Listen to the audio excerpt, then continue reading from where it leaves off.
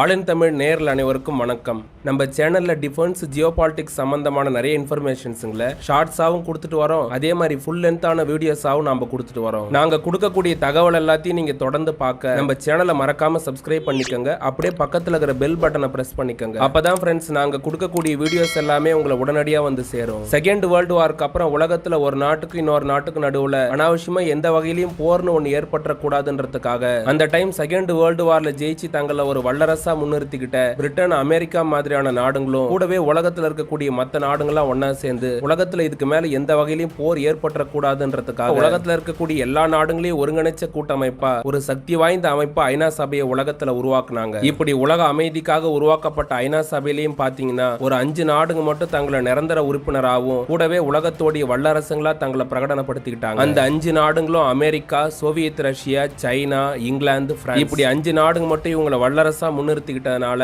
ஐநா சபையில உறுப்பினரா இருக்கக்கூடிய எந்த நாடுகளாலையும் இந்த 5 நாடுகளுக்கு எதிராக எந்த தீர்மானத்தையும் கொண்டு வர முடியாது. இவங்களுக்கு எதிராக பெருசா எந்த கேள்வியுமே கேட்க முடியாது. இந்த மாதிரி ஐநா சபையில வல்லரசா மாறி போயிருந்த 5 நாடுகள்ல குறிப்பிட்ட 2 நாடுங்க மட்டும் இந்த உலகத்துல இருக்கக்கூடிய எல்லா நாடுகளையும் கட்டுப்படுத்தக்கூடிய ஒரு தனி பெரும் வல்லரசா தன்னை மாத்திக்கணும்னு நினைக்க ஆரம்பிச்சாங்க. அந்த 2 நாடுகளும் தான் 1950ஸ்லயும் சரி, இப்போ 2024லயும் சரி இந்த ஒட்டுமொத்த உலகத்தையே தன்னை சுத்தியே ஏங்குற மாதிரி மாத்தி வச்சிருக்கக்கூடிய அமெரிக்காவும் ரஷ்யாவும் உலகத்துல இருக்கக்கூடிய எல்லா நாடுகளையும் கட்டுப்படுத்தக்கூடிய சூப்பர் பவர் கண்ட்ரியா தானே இருக்கணும்னு நினைச்ச அமெரிக்காவும் சோவியத் ரஷ்யாவும் அவங்களால முடிஞ்ச அளவுக்கு எல்லா விஷயத்திலுமே நேரடியா போட்டி போட ஆரம்பிச்சு. அந்த காலகட்டத்தை எடுத்துக்கிட்டீங்கன்னா இன்னைக்கு நடந்துட்டு இருக்கக்கூடிய உக்ரைன் ரஷ்யா போர் மாதிரி கிடையாதுங்க. இந்த உலகமே எப்ப வேணா இந்த 2 நாடுகளால அழியலான்ற சிச்சுவேஷனை தான் இவங்க 2 பேருமே ஒவ்வொரு நாளுமே கிரியேட் பண்ணிட்டே இருந்தாங்க. ஏன்னா இந்த 2 நாடுகளுமே இன்னைக்கு இருக்கிறத விட பன்மடங்கு அதிகமா ஆயிரக்கணக்கான நியூக்ளியர், தெர்மோ நியூக்ளியர் வெப்பன்ஸ்களை தங்களுடைய முப்படைகளையும் வச்சிருந்தாங்க. கேட்டா கேட்கிற நம்மளுக்கு தலையே சுத்துற அளவுக்கு தான் நியூக்ளியர் வெப்பன்ஸுங்க 2 நாடுங்கிட்டே அன்னைக்கு ஆக்டிவ்ல இருந்தது. அன்னைக்கு அமெரிக்கா கிட்ட 50,000க்கு அதிகமான நியூக்ளியர் வெப்பன்ஸுங்களும் அதுவே சோவியத் ரஷ்யா கிட்ட 80,000க்கு அதிகமான நியூக்ளியர் வெப்பன்ஸுங்களும் எந்நேரமும் ஆக்டிவா இருந்தது. ஒருவேளை இந்த 2 நாடுகளுமே அன்னைக்கு நேரடியா போர்ல ஈடுபட்டா இந்த பூமியே ஏறத்தாழ 100 தடவைக்கு மேல எரிச்சு சாம்பலாக்கிட முடியும் தான் விஞ்ஞானிங்க சொல்றாங்க.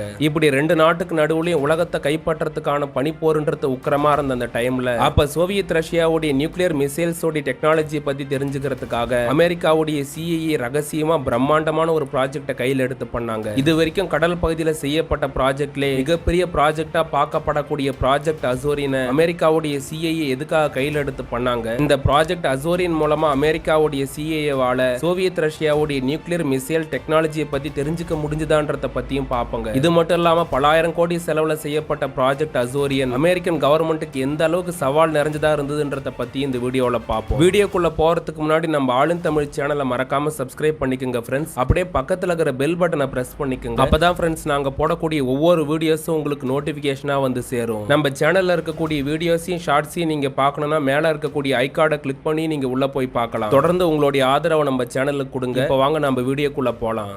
1950ஸ்க்கு முன்னாடி எதிரி நாடுங்க மேல எதனா நியூக்ளியர் அட்டாக் பண்ணணும்னா பாமர் விமானங்களை மட்டுமே பயன்படுத்த முடியுன்ற ஒரு சூழ்நிலை இருந்ததுங்க. ஆனா அதுவே 1950ஸ்க்கு அப்புறம் சோவியத் ரஷ்யா ஒரு கண்டத்துல இருந்து இன்னொரு கண்டத்து மேலே போய் நியூக்ளியர் அட்டாக் பண்ணக்கூடிய இன்டர்கான்டினென்டல் பாலிஸ்டிக் மிசைலை உருவாக்கி தன்னுடைய படையில இணைச்சாங்க. சோவியத் ரஷ்யா ஐசிபிஎம் உருவாக்குனதுக்கு அப்புறம் அமெரிக்காவுக்கு கையும் ஓடல காலும் ஓடல. எப்படியாவது நம்ம ஐசிபிஎம் உருவாக்கியே தீரணும்னு பெரிய அளவுல வேலை பார்த்து ஐசிபிஎம் உருவாக்குனாங்க. அதுக்கப்புறம் அமெரிக்காவும் சோவியத் ரஷ்யாவும் போட்டி போட்டுக்கிட்டு ஆயிரக்கணக்கான ஐசிபிஎம்களை உருவாக்கி பூமிக்கு அடியில ஸ்டோர் பண்ணி வைக்கக்கூடிய சைலோ ஐசிபிஎம்ஸா பிளேஸ் பண்ண ஆரம்பிச்சாங்க. கூடவே தரைப்படையில இருந்து பயன்படுத்தக்கூடிய இந்த ஐசிபிஎம்ஸ்ல சில மாடிஃபிகேஷன்ஸ்களை பண்ணி கடற்படையில சம்மரைன்ஸ்ல இருந்து பயன்படுத்தக்கூடிய சம்மரைன் லான்ச்டு பாலிஸ்டிக் மிசைலாவும் இதை உருவாக்க ஆரம்பிச்சாங்க. இப்படி இந்த 2 நாடுகளுமே யார் ஃபர்ஸ்ட் நியூக்ளியர் அட்டாக் பண்ணாலும் பதிலுக்கு பெரிய அளவுல நியூக்ளியர் அட்டாக் பண்ணுன்றதுக்காகவே சம்மரைன்ஸ்லயும் சம்மரைன் லான்ச்டு பாலிஸ்டிக் மிசைலான SLBM அதிக அளவுல ஸ்டோர் பண்ண ஆரம்பிச்சாங்க. குறிப்பா இந்த 2 நாடுகளுக்கும் land paste ICBMs, C paste ICBMs அதிக அளவுல உருவாக்குறதுக்கான ஒரு சிச்சுவேஷனை 1962 நடந்த கியூபன் மிசைல் கிரைசிஸ் உருவாக்கு. கியூபாவுல நியூக்ளியர் மிசைல்ஸ்க்கான ஒரு ராணுவ தளத்தை சோவியத் ரஷ்யா உருவாக்க ஆரம்பிச்சாங்க. இதனால கியூபா மண்ணுல சோவியத் ரஷ்யாவுக்கு அமெரிக்காவுக்கு நடுவுல நியூக்ளியர் வார் நடக்குது. ஆனா ஏதோ ஒரு நல்ல நேரமா அமெரிக்காவும் சோவியத் ரஷ்யாவும் அமைதி பேச்சுவார்த்தை மூலமா இந்த நியூக்ளியர் வாருக்கான முடிவுல இருந்து பின்வாங்கினாங்க. இந்த ஒரு சம்பவத்துக்கு அப்புறம் தாங்க அமெரிக்காவும் சோவியத் ரஷ்யாவும் அவங்களுடைய ஆர்ம்டு போர்சஸ்ல நியூக்ளியர் மிசைல்ஸ் ஓடி கவுண்ட் இன்க்ரீஸ் பண்றது கூடவே சம்மரைன்ஸ்ல SLBM ஓடி கவுண்ட் எண்ணிக்கையும் அதிகமாக்கிட்டே போனாங்க. அந்த time Soviet Russia Pacific ocean ரீஜன்ல அவங்களுடைய பாதுகாப்பு அதிகரிக்கிற விதமா கோல்ஃப் 2 கிளாஸ் சம்மரைனான K-129 சம்மரைன்ல சக்தி வாய்ந்த நியூக்ளியர் பலஸ்டிக் மிசைலுங்களான R-21 நியூக்ளியர் பலஸ்டிக் மிசைலுங்களை அதுல ஸ்டோர் பண்ணி பசிபிக் ஓஷன் ரீஜன்ல பாதுகாப்புக்காக வளம் வர வச்சாங்க. பறந்து விரிஞ்ச சோவியத் ரஷ்யாவுடைய கடற்படையோடைய வலிமையை அதிகரிக்கிற விதமா 1960ஸ்ல சர்வீஸுக்கு வந்த K-129 நியூக்ளியர் மிசைல் சம்மரைன் 300 அடி நீளமும் 28 அடி அகலமும் கொண்ட ஒரு வலிமையான சம்மரைனா பசிபிக் ஓஷன்ல இருந்தது. 3 R-21 சம்மரைன் லான்ச்டு பலஸ்டிக் மிசைலோட கடல் பகுதியில வளம் வந்துட்டு இருக்கக்கூடிய இந்த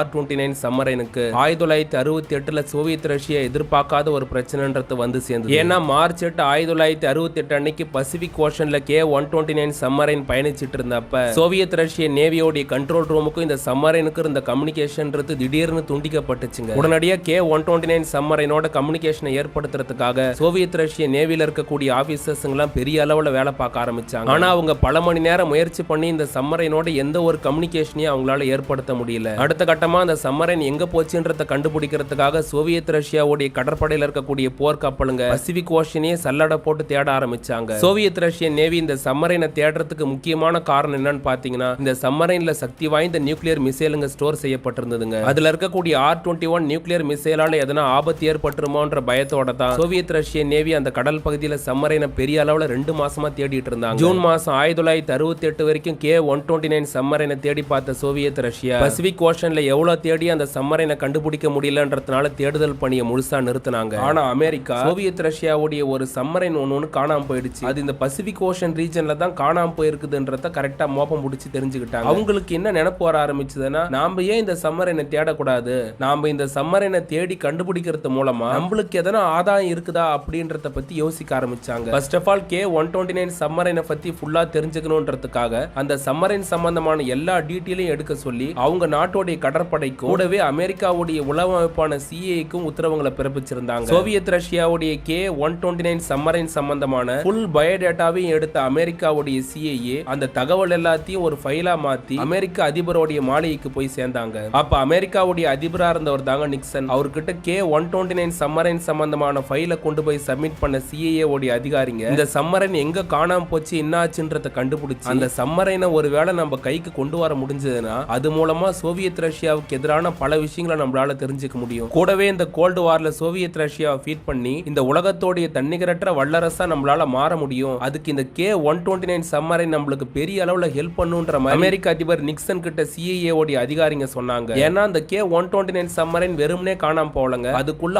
R-21 நியூக்ளியர் பலஸ்டிக் மிசைலுங்க இருந்தது. ஒருவேளை அந்த மிசைலுங்க கையில கிடைச்சதுன்னா அது மூலமா சோவியத் ரஷ்யாவுடைய நியூக்ளியர் டெக்னாலஜி எல்லாத்தையும் நல்லா தெரிஞ்சுக்க முடியும். அப்படி நம்ம தெரிஞ்சுக்கிட்டா இந்த கோல்டு வார்ல நம்மளால ஜெயிக்க முடியும்னு அமெரிக்காவுடைய அரசாங்கம் கணக்கு போட ஆரம்பிச்சாங்க. பசிபிக் ஓஷன்ல தான் இந்த சம்மரைன் மூழ்கி போய் கடக்கிறதுக்கு அதிக வாய்ப்பு இருக்குது அப்படின்னு யோசிக்க ஆரம்பிச்ச அமெரிக்காவுடைய CIA பசிபிக் ஓஷன் ரீஜன்ல அவங்களுடைய போர் கப்பல்களை வச்சு தேட ஆரம்பிச்சாங்க. அப்படி தேடிட்டு இருந்தப்ப அமெரிக்காவுடைய போர் கப்பலான USS ஹாலிபர்ட்ன்ற ஒரு கப்பல் தண்ணி கடியில ஏறத்தாழ 16,000 அடி ஆழத்துல இந்த K-129 சம்மரைன் மூழ்கி கடக்கிறத கண்டுபிடிச்சிருச்சுங்க. இந்த விஷயத்தை கேட்ட அமெரிக்க அதிபர் நிக்சன் என்ன சொன்னார்னா நம்மளுக்கு கிடைக்காத ஒரு விஷயம் கையில கிடைச்சிருக்கு. இந்த K-129 சம்மரைனை தண்ணி கடியில இருந்து நம்ம வெளியே எடுக்கிறோம். அதுக்காக நீங்க எத்தனை ஆயிரம் கோடி வேணா செலவு பண்ணுங்க, அதை பத்தி எந்த பிரச்சனையும் இல்லை. ஆனா அந்த சம்மரைனை வெளியே எடுக்கிறதுக்காக அமெரிக்காவுடைய முப்படைகளை கூட நீங்க பயன்படுத்துங்க. ஆனா எனக்கு அந்த சம்மரைன் வெளியே எடுத்தாகணும், கோல்டு வார்ல நம்ம ஜெயிச்சாகணும், அதுதான் நான் உங்களுக்கு கொடுக்கிற உத்தரவுன்னு CIA கிட்ட அமெரிக்க அதிபர் நிக்சன் சொன்னார். அமெரிக்க அதிபருடைய ஒப்புதலே கிடைச்சு போச்சுன்றதுனால CIA இந்த சம்மரைனை வெளியே எடுக்கிறதுக்கான எல்லா விதமான சாத்தியங்களை பத்தி யோசிக்க ஆரம்பிச்சாங்க. CIA ரொம்பவே குழப்பத்தோட யோசிக்க ஆரம்பிச்சது என்ன, கடலுக்கடியில 16,000 அடி ஆழத்துல இருக்கக்கூடிய சம்மரைனை அன்னைக்கு இருக்கக்கூடிய டெக்னாலஜியை வச்சு அதுவும் கடலுக்கடியில இருக்கிற பிரஷர் எல்லாத்தையும் தாண்டி அந்த சம்மரைனை எப்படி வெளியே எடுக்கிறது அப்படின்னு தான் அவங்க யோசிக்க ஆரம்பிச்சாங்க. கடைசியா K-129 சம்மரைனை வெளியே எடுக்கிறதுக்காக பிரத்யேகமா ஒரு கருவியும் ஒரு கப்பலையும் நாம உருவாக்கினா மட்டும்தான் அது சரியா சாத்தியப்படும்ன்றத CIA புரிஞ்சுக்கிட்டாங்க. இதுக்காக ஹோவர்டு ஹுக்ஸ்ன்றவருடைய நிறுவனத்துக்கிட்ட போன CIA உடைய அதிகாரிங்க எத்தனை ஆயிரம் கோடி செலவானாலும் பரவாயில்ல,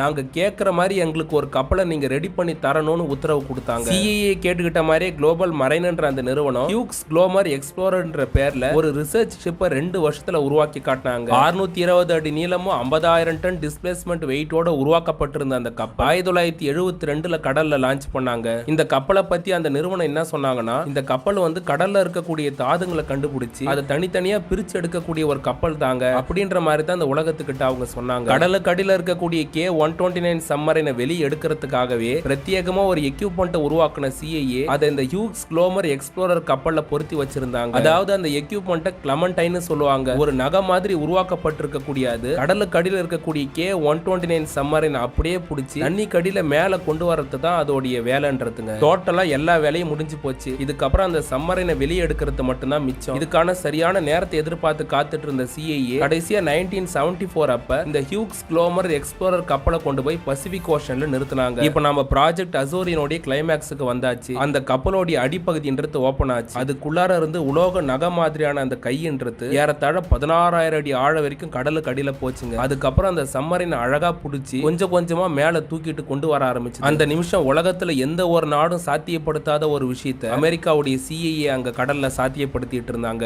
உலோக கைன்றது அந்த சம்மரினை மேல கொண்டு வந்துகிட்டே இருக்க போகும்போது அந்த சம்மரினுடைய பாதி பகுதின்றது உடைஞ்சு கடல்ல போய் விழுந்துருச்சுங்க. ஒரு பாதி சம்மரினை மட்டும்தான் ப்ராஜெக்ட் அசோரியன் மூலமா அமெரிக்காவால மீட்க முடிஞ்சது. இவ்வளவு படாத பாடுபட்டு அந்த சம்மரினை வெளியே எடுத்த அமெரிக்கா K-129 சம்மரின் மூலமா சோவியத் ரஷ்யாவுடைய நியூக்ளியர் டெக்னாலஜியை பத்தி ஓரளவு அவங்களால தெரிஞ்சுக்க முடிஞ்சதுங்க. ஏறத்தாழ 20 வருஷமாவே இந்த விஷயத்தை ரகசியமாவே வச்சுட்டு மெயின்டைன் பண்ணிட்டு இருந்த அமெரிக்கா கடைசி 1994 அப்பதாங்க இந்த விஷயத்தையே உலகத்துக்கு சொன்னாங்க. ஏன்னா 1991 அப்பெல்லாம் சோவியத் ரஷ்யா உடைஞ்சு 15 நாடுகளா மாறி ரஷ்யாவா மாறி இருந்தாங்க. இதுக்கு மேலே இந்த உண்மையை நாம மறைக்க வேணாம் அப்படின்னு நினைச்ச அமெரிக்கா அதுக்கப்புறம் அந்த உண்மையை வெளிப்படையா சொன்னாங்க. இது மட்டும் இல்லாம அந்த சம்மரின்ல சில ஒர்க்கர்ஸோடைய உடம்புங்களும் எங்களுக்கு கிடைச்சது. அப்படி கிடைச்ச அந்த உடம்புங்களை நாங்க முழு ராணுவ மரியாதையோட அடக்கம் பண்ணிட்டோம் அப்படின்ற மாதிரி குறிப்பிட்டு இருந்தாங்க. வீடியோ பார்த்துட்டு இருக்கக்கூடிய நண்பர்கள் மறக்காம சப்ஸ்கிரைப் பண்ணிக்கங்க. அப்படியே பக்கத்துல இருக்கிற அந்த பெல் பட்டனை ஒரு தட்டி விடுங்க. அப்பதான் நாங்க போடக்கூடிய ஒவ்வொரு வீடியோஸும் உங்களுக்கு நோட்டிபிகேஷனா வந்து சேரும். வீடியோ முழுசா பாருங்க. நாங்க கொடுக்கக்கூடிய தகவல் எல்லாம் உங்களுக்கு பிடிச்சிருந்ததுன்னா மறக்காம உங்க ஃபேமிலி அண்ட் ஃப்ரெண்ட்ஸுக்கு ஷேர் பண்ணுங்க. இது மட்டும் இல்லாம நம்ம சேனல்ல டிஃபென்ஸ் ஜியோபாலிட்டிக்ஸ் சம்பந்தமான ஷார்ட்ஸையும் கொடுத்துட்டு வரோம். அதையும் போய் பாருங்க. தொடர்ந்து எங்களுக்கு சப்போர்ட் பண்ணுங்க ஃப்ரெண்ட்ஸ். இந்த வீடியோ சம்பந்தமான உங்களுடைய கருத்துக்களை கமெண்ட் செக்ஷன்ல பதிவு பண்ணுங்க. இதுக்கு அடுத்தபடியே எங்களுக்கு ஏதாவது உதவ நினைச்சீங்கன்னா சூப்பர் தேங்க்ஸ் மூலமா நம்ம சேனலுக்கு உங்களால முடிஞ்ச ஹெல்ப் பண்ணுங்க. அடுத்து ஒரு நல்ல டிஃபென்ஸ் ஜியோபாலிட்டிக்ஸ் இன்ஃபோவோட உங்களை வந்து சந்திக்கிறேன். அது வரைக்கும் நம்ம சேனலோட மற்ற வீடியோஸை பாருங்க. உங்களுடைய சப்போர்ட் எங்களுக்கு கொடுங்க.